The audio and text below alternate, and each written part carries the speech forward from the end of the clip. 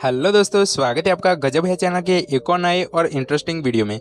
तो आज हम अपने इस वीडियो में जानेंगे कि चाइनीज़ प्रोडक्ट इतना सस्ता कैसे होता है और जानेंगे इसके पीछे का कारण और इससे जुड़े कुछ फैक्ट्स। तो अंत तक बने रहें हमारे इस वीडियो के साथ। तो जो भी ये वीडियो देख रहा है उससे मेरी छोटी सी रिक्वेस्ट है कि अगर आपने अभी तक हमारे चैनल को सब्सक्राइब नहीं किया है तो जल्दी से कर लीजिए और दबा दीजिए पास वाले बेल आइकॉन को, क्योंकि हमारे हर वीडियो की नोटिफिकेशन आपको तुरंत ही मिलती रहे। तो चलिए शुरू करते हैं। तो दोस्तों, आपको पता होगा कि आए दिन हमारा पड़ोसी मुल्क चीन किसी न किसी बात पर भारत और अमेरिका जैसे देशों के साथ उलझता रहता है, पर उसके पास ऐसा क्या है कि वो अमेरिका जैसे सुपर पावर कंट्री को भी घास नहीं डालता। तो आपको बता दें कि हाल ही में भारत अभी कोरोना की सेकंड वेव से उभरा भी नहीं है और जहां से ये वायरस पैदा हुआ था वो चाइना आज उस महामारी से उभर कर तेज़ी से ग्रो कर रहा है। पर इसका कोई ना कोई तो कारण होगा कि चाइना इतना तेज़ी से ग्रो क्यों कर पा रहा है। तो इसका सबसे बड़ा कारण है चाइना का किसी भी प्रोडक्ट को बनाने का और बेचने का मॉडल, चाइनीज़ मॉडल। तो ये चाइनीज़ मॉडल क्या है और कैसे काम करता है? व्यापार एक ऐसी चीज़ है जो किसी भी देश की इकोनॉमी को तेज़ी से ग्रो करवा सकती है और चाइना के पास यही सबसे बड़ा हथियार है और यही हथियार उसे सब देशों से अलग बनाता है और सबसे सस्ते प्रोडक्ट बनाने और बेचने के लिए पूरे विश्व में फेमस है। पर जो कोई देश नहीं कर पाता वो चाइना कैसे कर लेता है, और वो भी इतने सस्ते दामों पर। तो चलिए जानते हैं उसके कुछ कारण कि चाइनीज़ प्रोडक्ट इतने सस्ते क्यों होते हैं। तो इसका सबसे बड़ा कारण है सस्ता लेबर मूल्य। लेबर मूल्य यानी किसी भी व्यक्ति को श्रम के बदले में किसी भी तरह का भुगतान या पेमेंट देना पड़े उसे लेबर मूल्य कहते हैं। उदाहरण के तौर पर समझे तो सैलरी। चीन की जनसंख्या भारत से भी ज़्यादा है और वहाँ पर श्रम की कोई कमी नहीं है। किसी भी सामान की कीमत पर उस पर लगने वाला लेबर कॉस्ट पर बहुत हद तक निर्भर करती है। चीन में श्रम सस्ता होने के कारण सामान पर श्रमिक लागत भी बहुत कम लगती है। यही कारण है कि चाइनीज सामान सस्ता होता है। इसका दूसरा बड़ा कारण है किसी भी प्रोडक्ट का हाई प्रोडक्शन।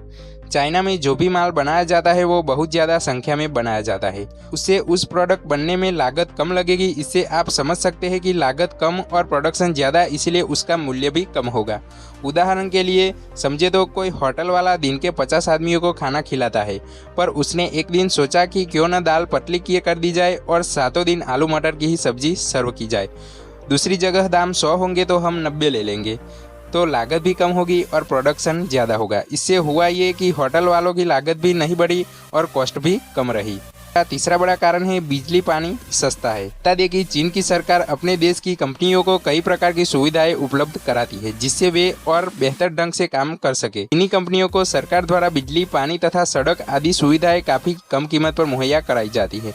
इसके अलावा कंपनियों को सामान निर्यात करने के लिए भी बहुत छूट दी जाती है। वहाँ की कंपनियों को सरकार की तरफ से सब्सिडी भी दी जाती है। और इसका चौथा बड़ा कारण है ओपेक सब्सिडी। चीन दूसरे देशों को ये सुविधा देता है कि आप हमारी कंपनियों से सामान खरीदिए, सिर्फ शुरुआती कुछ थोड़ा बहुत पेमेंट कर दीजिए और सामान खरीद कर ले जाइए। कंपनी को बाकी पेमेंट चीन की बैंक कर देते हैं। बाद में जब सामान खरीदने वाली कंपनी को मुनाफा आना शुरू हो जाए तो वो चीन के बैंक का पैसा उसको लौटा दे। इस पूरे मॉडल को कहते हैं ओपेक सब्सिडी। इसी तरह से किसी को भी व्यापार करने को मिल रहा हो तो वो कोई मूर्ख ही होगा कि ऐसा मौका हाथ से जाने दे, और इसी तरह सब पहले सामान खरीदने के लिए चीन की तरफ ही मुंह फेरते हैं। पर यहाँ पर सवाल ये उठता है कि हमारे देश भारत में ये सब्सिडी क्यों नहीं दी जाती।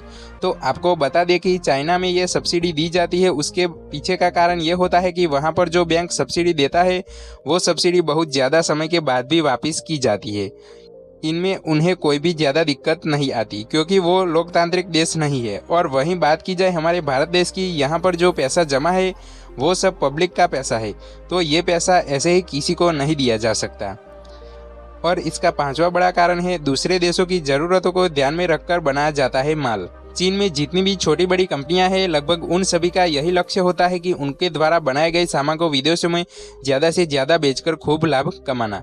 इसीलिए ये कंपनियां अपने देश की बजाय विदेशी बाजार को ध्यान में रखकर प्रोडक्ट्स बनाती है। इन्हें विदेशों से अपने आप ऑर्डर मिल जाता है और फिर ये उसी ऑर्डर के हिसाब से सामान तैयार करती है। ये कंपनियां बहुत तेज होती है और विदेशी बाजारों पर पैनी नज़र रखती है। ये सामान बनाने से पहले ही पता लगा लेती है कि भारत में कौन से त्योहारों पर लोग कौन सी चीज़ें ज़्यादा खरीदेंगे तथा बच्चे कैसे खिलौने पसंद करते हैं, इनको यह सब पता होता है।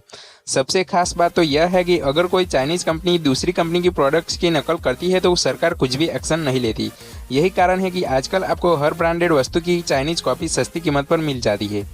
ऊपर हमने बताया उन सभी कारणों से चाइनीज प्रोडक्ट सभी बाजारों में सस्ते हैं और सभी जगह चीनी प्रोडक्ट्स की डाक रहती है। तो चलिए दोस्तों, उम्मीद करता हूँ आपको वीडियो जरूर पसंद आई होगी। अगर ये वीडियो पसंद आई हो तो एक लाइक, शेयर और चैनल को सब्सक्राइब करना मत भूलिएगा। तो चलिए मिलते हैं अगले वीडियो में। टेक केयर, जय हिंद, वंदे मातरम।